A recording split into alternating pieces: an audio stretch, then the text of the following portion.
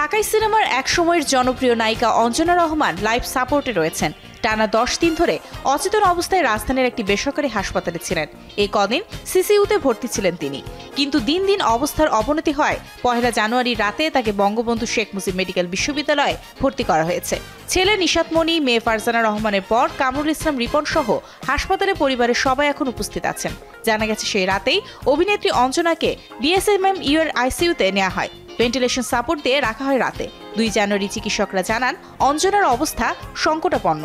15 দিন ধরে অসুস্থ তিনি। শুরুতে জ্বর ছিল, একসময় ওষুধ খেয়েও কাজ হচ্ছিল না। শেষে জানা যায় তার রক্তে সংক্রমণ ধরা পড়েছে। এরপর চিকিৎসকের পরামর্শে দ্রুত হাসপাতালে ভর্তি করা হয়।